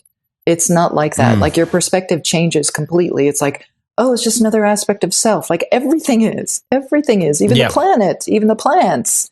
It's all an aspect of self, at the highest of levels. But I really feel that there's a lot of healing in that perspective and a lot of healing happening through this embodiment process, because when you have that perspective and when you really start to feel it, not just a concept or a catchphrase or something you read in a spiritual text, when you really have that experience, it creates fields of healing on a quantum level that get people out of separation faster. So the whole thing accelerates. A few people start having that perspective. It used to be a few guys meditating in caves or whatever. Now it's happening in this widespread thing with all the modern day life going on at the same time. And it's beautiful because you're not toggling in between. If I'm working on my taxes or whatever, I'm still my higher self. I'm not like setting that aside, and picking up the paperwork or whatever. It's consistent. It's quite beautiful. Hey, let's, can I just touch on like a few things that your tribe can use for DNA activation? Yeah, I'd love that. So, because we always, we honor our natural progress as we ascend and activate DNA. So the whole torus fields and the expansion and the contraction, like a balloon, it's easing you into higher consciousness. So if people are like, "Oh, I'm reaching for the stars," and then I come back down, oh, I had it for that moment, and then I came back down. You're constantly expanding and contracting like a balloon. It's just you keep making the balloon a little bit bigger when it goes into expansion, opening up the field so that it can become bigger and bigger and bigger, right? So eventually you stop the going way out there and coming all the way back, and you start lingering on the expanded edge of the balloon. But you follow the ascension process step by step to assist all the mental and the emotional and the physical levels to stay balanced and centered. Because when this ascension process, say 20, 30 years ago, people used to get really spun out. They would, just really launch themselves into expansion, and then the next thing you know, they're not coming back. Right. Like we didn't have the collective field or enough photonic light on the planet, or the grids were not activated yet to hold that kind of vibration in a balanced, centered state. And now we do. So collectively, we can really go for it now. But here's a few proven methods for DNA activation. The first one, of course, is that heart coherence, choosing, intending. No, nothing happens without that intention. Visualizing and practicing a heart-centered life. It's not as difficult as you think it is. Love is truly all that is. If you direct your heart to emanate love, you direct your actions and your thoughts, you will entrain your path to follow that higher trajectory, that higher reality of divine love and divine neutrality. It's a beautiful state of consciousness. So that's your first thing, because the DNA activation doesn't work without it. So that's your first task, is okay, I really want to choose this from the heart, not on a mental level, drop the elevator down to the heart and really make that choice within, because ascension, of course, always begins with the choice to ascend, because it's difficult. Right. It's not easy in these energies. Meditation, cultivating that peaceful, calm state is all, gosh, I don't know what I would do without it. I really don't feel that any of this would happen without the meditation. And it doesn't have to be hours and hours and in caves in the woods and everything. Literally twice a day for 20 minutes and you're good. Right. Find the moment, especially first thing in the morning. Because that's when your downloads are clearest, if you do it right after you wake up. Commands and decrees. I'm so glad that there's a whole new a range of articles coming out now that are actually reflections of articles that were published back in the early 2000s. It's kind of fun to watch the Light Tribe every once in a while. It's there's the new thing, science has proven, you can change DNA with your words. And it comes out every couple of years. But commands and decrees are a long honored tool of using intention and voice to activate and expand the consciousness, your form, your fields, your DNA. It works. That's the only reason why it was part of the mystery schools, is because it actually imprinted your DNA if you say it aloud. And there's some, you can be super fancy with your commands and decrees, and wow, I really go for it. I write long, lengthy decrees. You can write your own or borrow them from spiritual teachers. But if you, and it's not the old school new age affirmations, it's not this empty thing. It's a really heart-based decreeing. This is so. This is my reality. DNA, light up, and feeling it and having your intention with that. You're directing your reality, your form, to do something new. Right. Another one is feeling. So going from the feeling state of genuine forgiveness, genuine gratitude, genuine non-judgment. Divine neutrality has been something that I've taught since the beginning of this process, but that pure intention of staying in a trialistic state, which is not going either way, not going too far north, too far south, too far east, too far west. You're staying in the middle of, you care, but you don't carry, that kind of thing. That authentic desire to be of service to others. It's one thing to say, oh, I think I'll step into service because that way I'll ascend. It really has to come from the heart. It really has to come from the heart, because it is the most challenging thing to do in the state of the planet right now, is to really be of service to others, because there's so many influences. I mean, it's tipping now. It's shifting, because even like the high-end, entrepreneurial models are like, oh, if you give everything away, then people will want to do business with you. I'm not talking about that. I'm talking about like a genuine desire to serve others. You really have to care about people. Detoxification. Wow. On all levels: spiritual, physical detoxification, mental detoxification, emotional detoxification. You really want to empower your bio landscape to handle evolution. That's something that, eating live organic food and activated water, and everything's blessed and intentional. And like I said earlier, when you feel your DNA kicking on, all of a sudden your body you'll be one of those people like myself, standing in the grocery aisle going, I don't want any of this. Right. Like, what now? And it's just, you start, integrating the really high vibe, nutrient dense foods in order to support, and eventually, you won't need the food at all. But we're not there yet. Some people have tried that and have failed miserably. So let's just do it collectively. We're not ready to all be breatharians yet, perhaps. Let's just walk through it together, but support for me, that's been a big one.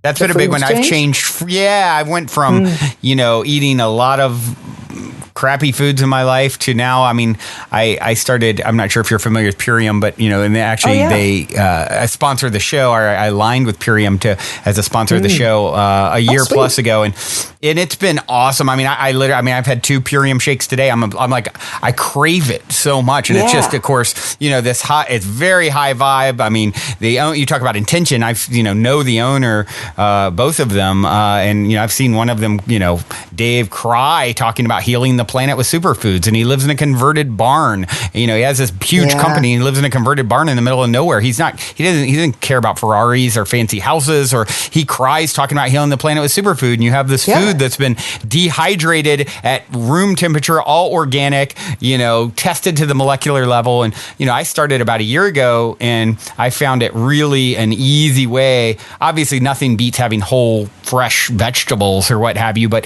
it's the closest, easiest way when you have these, these shakes and powders and things that have been, dehydrated with no heat and, all so high vibe in their creation, and no biohazards within 100 miles of the farms and all that stuff. And that's been huge for me. I mean, like I said, I've had 2 of them today, and I have so much good energy, and I crave that nutrition now, where I used to walk into the health food store a decade ago, and it made me nauseous to smell it.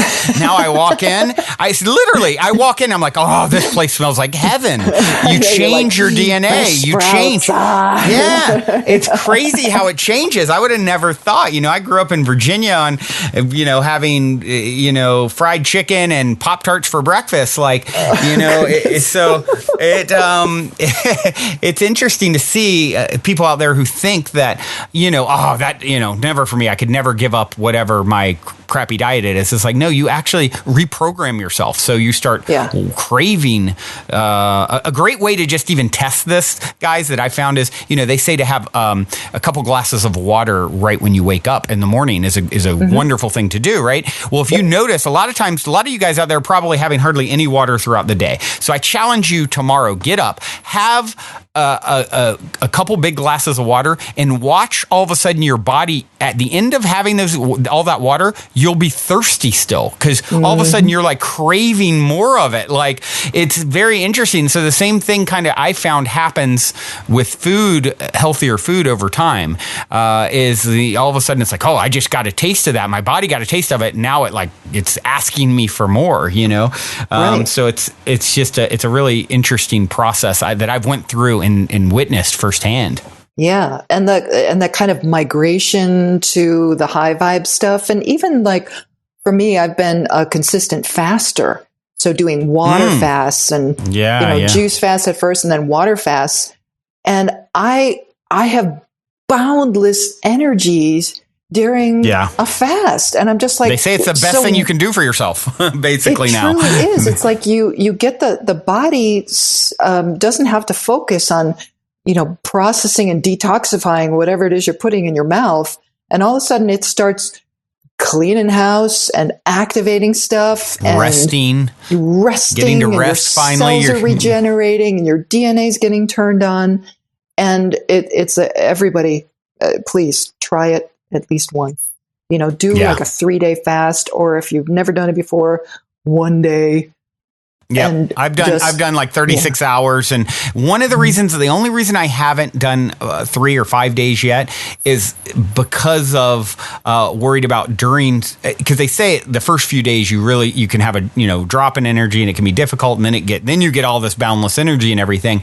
And my plate has been so full. I've been a little timid to do it. And just in general, it's intimidating, when you never went. Like I said, I went 36 hours and I've done a lot of intermittent fasting where you go 18 hour, you can do it in different ways, but 18 hours on and 6 where I'll eat and 18 off. And they say that's really good as well. But I haven't went fully 3 to 5 days yet, but I intend to in the very near future, because they're basically now science is coming out and realizing like, hold on, maybe there's a reason they were doing this thousands of years ago and saying this is like an important part of what you should be doing. And it's fascinating, the autophagy that happens in the body where the cells are like, it's basically recycling all the defunct, kind of crippled cells and it's just like this whole fascinating process is happening. Well, even what happens with your third eye. I mean, I'm like, wow, I really want the cosmic download. I got to go 3 days, just water. Wow.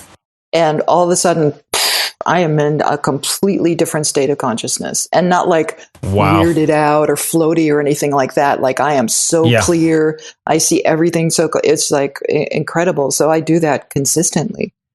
Wow. So I'm like, if you want the download, okay. It's just like all, Thoth and everyone was like, fast for 3 days and then you can talk to me. It was like, okay. Interesting. And it's because it does things to your glands. All your chakras are associated with the glands. So it does things to your glands. When you get all the other stuff out of the way and your body can start behaving in the way that it's designed to, it's really quite incredible. So I encourage everyone to do the detoxification. Okay, next Very point. Cool. Nature. Yes. So sunlight, important for this whole DNA activation and receiving photonic light.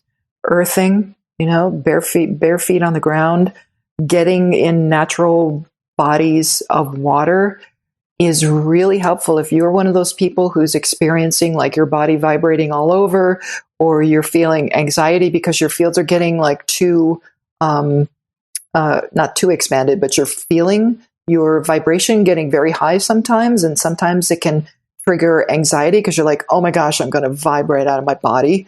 Get yourself in or near natural bodies of water, stick your feet in a stream, get by the ocean, jump in a river, jump in a lake, something like that. It really, truly helps. And if you don't have access to any of that, take a bath with Epsom salts, or Himalayan salt or sea salt. But being in the crystalline charge, again, this is all becoming part of that whole organic process of ascension that's going on, and becoming part of that whole cosmic fabric again, is being in the crystalline charge of Gaia's new grids to align your fields and your heart often. Go and sit and meditate under a tree. That's why people did it, because the tree actually provides a field of energy that looks very Taurus-like, and it'll help balance your fields. So go and lean against a tree and meditate, or just breathe, read a book, whatever. Don't bring your cell phone. Get out there and just really connect with the natural operation that's coming forth right now. Frequency. This is another item that Glenn found in the lab. Also works. He was saying specifically Gregorian chant and certain frequencies like 0.01 hertz were affecting DNA. But from the cosmic download side of it, solfeggio tones, high vibe music, vocal toning, singing to yourself, singing bowls, tuning forks, and light language with the intent to activate DNA, all work, all assist the DNA activation. And then the last thing that I want to mention is this collective DNA thing. It's wonderful to work on yourself in the privacy of your own space, but understand that the only way that this works is for us to place the last piece of this puzzle together. So collectively, the collective DNA aspect is something that's stepping forth and getting stronger this year as well. So connect with your tribe to activate and exchange codes. We just did a big crystalline convergence event in Sedona, and a lot of people were walking away. We did an event with 144 people and then another one with about 62. And people were walking away going, I don't know what just happened to me, but wow. They could feel it. Because it's like a Sobet experience, like a transference of energy or Shaktipat kind of thing, right? Exactly. But it's actually these collective DNA fields starting to activate within Gaia herself and within the human heart grid. So when you're in that state of harmonizing with, I invite everyone to participate in the Sunday Unity meditations. We're going on 3 years now, every single Sunday, 4 times on Sunday. That field is really strong, and it's all built with the intention of assisting the ascension. So if you tap into that, if you're somewhere you're like, oh, there's nobody around or whatever, tap in on the Sunday Unity meditations. It's a multidimensional thing, tap into that field to receive. And you're going to have to deal with other people. I'm sorry, unity consciousness, but you're going to have to, step forward, volunteer, go to Brandon's retreat. That's exactly the vision of it is bringing people to that is, me and the amazing people that are helping to curate it is like, that is our vision, is like, we want everyone to come in and let's create this vortex where you come in one way, it's a week experience. So you have a lot of time in the container and then now let's completely elevate the vibration. So you come in one way and you go out and you're like, wow, that was like the ultimate spiritual tune-up. And it's sort of like even in the Bible, it says where, more than one is gathered, I am there, or something like that, right? And that's essentially what it works, right? And so that's the whole vision of the Mystic Manor, and having everyone come to is not just being on the show, and that's a great part of it, but, to co-create that, but to really go deep with people who are ready. We're surrounded by, you're surrounded by a lot of this energy. I'm surrounded by a lot of people in the transformational community and what have you. There's so many people out there who is new. So getting, plugged into that, or getting plugged in, to the Mystic Manor, coming and staying with me and Sydney and Karis and everyone else who's helping to put that on. Or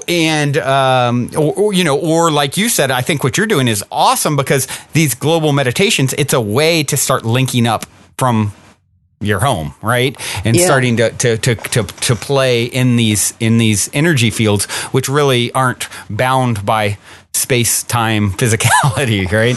Right. But I also noticed a distinct difference at the conferences. When you're in physical presence with people. Yeah. Yeah. And it didn't really matter what people were talking about. There's somebody on stage talking about something related to awakening and ascension, right? Yeah. But it's the vibe was happening, and the energy, and it wasn't permeating. like the conversations and the hugs and the connection, like everybody is getting into the collective, the field of the resonation of their heart coherence, and like exchanging codes and activating each other. And it was just like, wow, this is really quite extraordinary. Very different experience than even last year. Like I spoke at Cosmic Awakening a year ago, and it was completely different, a completely different vibe, completely different. I don't know if it was the same crowd or not, but I was just like, whoa, all these people just took it up a notch. Activated. Just really, yeah. Quite extraordinary. It's one of the reasons I absolutely love transformational festivals. It's the same thing. You get into a container with a bunch of other activated people whose hearts are blasted open, who are aware of all of these things that we're talking about at various levels, and they're there with an open heart and mind and pure intention. And that I've had more magical experiences in those containers than any other time in my life than sitting alone in my room or reading a book at home. And so that's the thing that I'm most excited about the Mystic Manor for, is just that it's going to be this container where it's like, okay, magic ensue, let's create the field collectively and see what happens. So it's and it's beautiful because then you'll be able to share it too. You'll be able to share those experiences, and then everyone can learn. That's the thing, is like the learning is exponential now. It's just like, wow, you learn so much when you're just sharing the experience and the yes and, it's like yes and the expansion. It's like the 100th monkey, principle, which I'm sure you've heard of, where of course it's it's like, for those of you who haven't, supposedly it was documented I think in like the 70s or 60s or something, these monkeys, where one of them started learning how to I forget crack a nut, or maybe it had something to do with a sweet potato. They did something where they figured out a trick to make it easier to eat.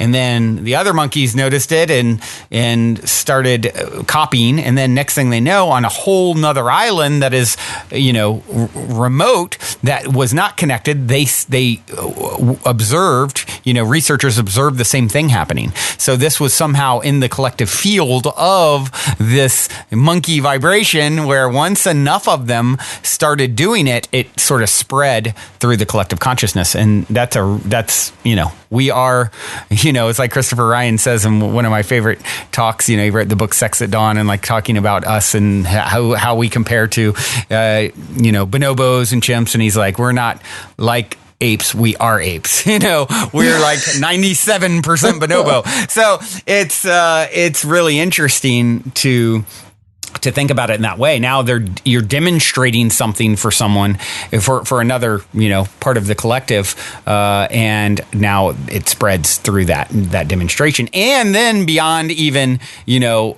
people needing to see it at some level, just like the events, the gatherings. It's like, was less important what was being said on stage than what the field that was being, that was resonating in the room and causing, sort of a shift in everyone's experience. Yeah. And I think it's important to apply multidimensional consciousness and awareness to everything now, because it does go quantum. It does really open us up. If we can continue to hit that high vibe expansion as a collective and be encouraging. I'm really getting into communication and the way that we communicate as light workers, because there's a lot of strength in our unification, of course. But when the energies and when people start having a wildly different experience, and sometimes it can get judged, we really have to watch how we talk about our tribe, our collective, the ascending tribe. And be extremely supportive of each other. Yeah. So that we don't have any more delays. As the sluggishness of that's not true, it's not possible, or whatever. It's like, we're going to show everybody what's possible. Right. And just run with it and support your brothers and sisters that are having those higher experiences and going, awesome, keep going. Not like, oh, how come I'm not? Like Right. really just say, go for it. Show me what's Everyone's possible on their and own share. unique trajectory. Yeah. Everyone's on their own unique trajectory. So someone else may be having some powerful experience right now that you are not having, but 2 years from now, you could be somewhere totally different and they're at a different phase where maybe they're not or whatever. It's like, it's not a competition. It's like you're your own unique, emanation of source. And so, getting caught up on the comparison game is a complete waste of energy. And we're done. Yes. It's so over. Old news. Yeah. Well, this has been absolutely epic, Sandra. As always, it's been a minute, and I always look back on our last conversation as, I've had a lot of amazing people, but I just absolutely so enjoy talking to you. And you lived up to the test with your second album. You came out with another great album, so it wasn't a one-hit wonder. You're epic, and I know before everyone really, and I've had a lot of people who've promoted their different things. At the end of always, I give people like, hey, if you have a workshop or a class or something that you're doing that you want to offer to the listeners, by all means, do that. And sometimes they'll be gracious enough to give a special deal or whatever, which you did before with your Ascension Path class. And I had there's more people like that responded to that, as many or more than almost anyone else that I've had on. So. Oh, cool. You definitely strike a chord with your authenticity and just beautiful downloads.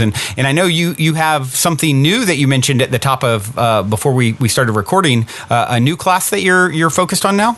Yes. So I was given a download last summer that way-showership, like people stepping into a brand new level of service, like what we were talking about earlier, like everything's going to change. You're going to get rid of most of what you were doing last year and go into this brand new level of service next year.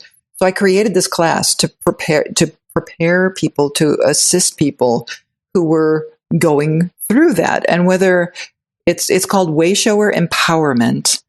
And it's specifically cool. for people who are stepping into either a brand new level of wayshowership, or they're wondering, okay, how exactly do I do this? I've been kind of like, tripping down the path and haven't had a lot of clarity or whatever.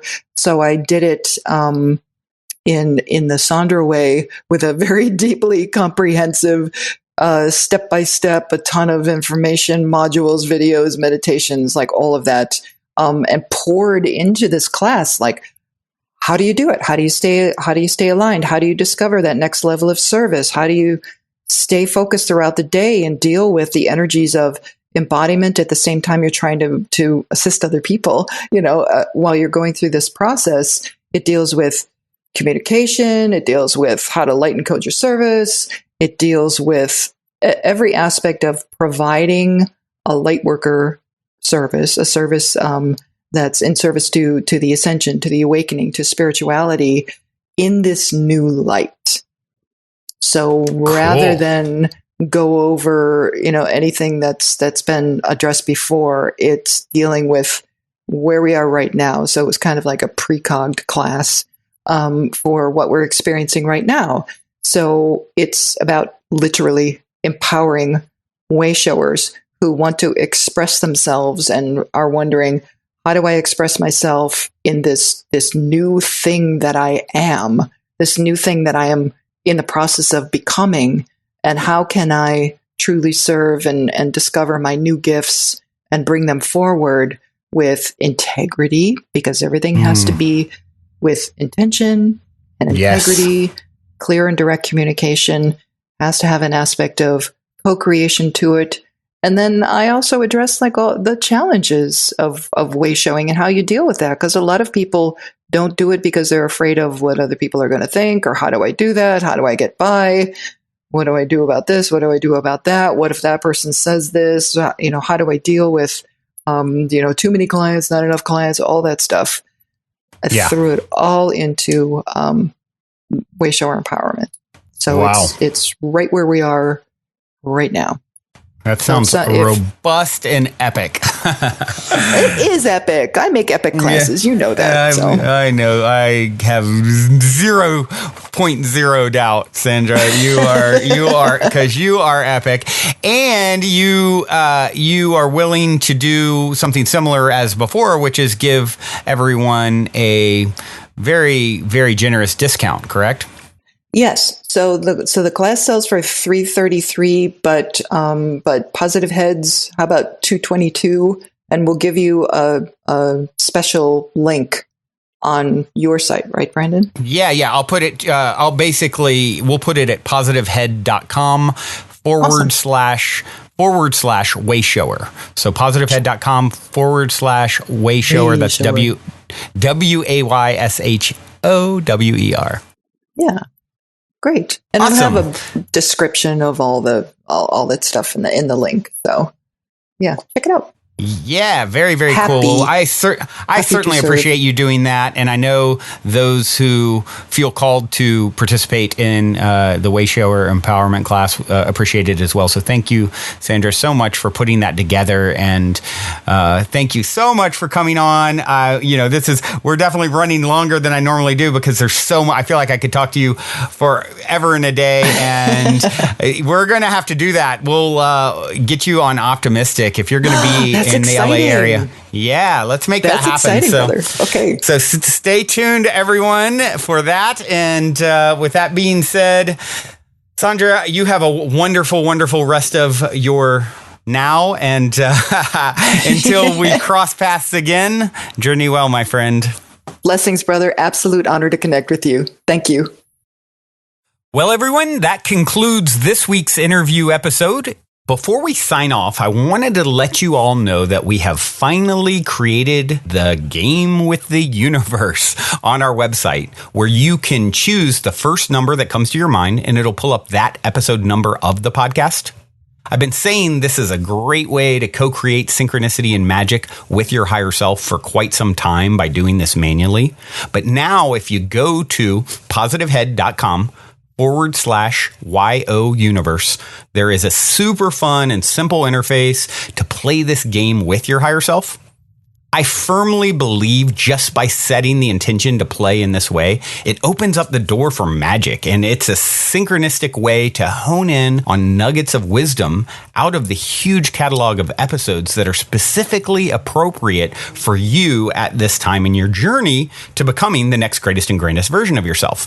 And it also makes for a super fun way to engage and invite friends, family, people on social media to check out the podcast as well.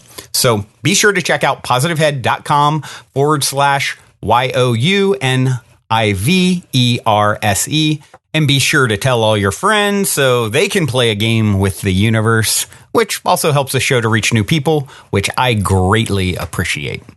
And as a quick reminder, be sure to also check out positivehead.com /transformation if you're curious to learn more about Purium superfoods and why I take them every day. On this journey of becoming the next greatest and grandest version of ourselves that we have all embarked upon, I can't stress the importance of managing your physical vibration enough. And quite honestly, Purium has put together the simplest plan I've found to do so, and I'm sincerely excited to share it with all of you. Otherwise, as you continue on your fabulous journey in this 3D reality, be sure to remember this. As long as you ain't dead, you're already positive ahead. Journey well, everyone, and thank you for being.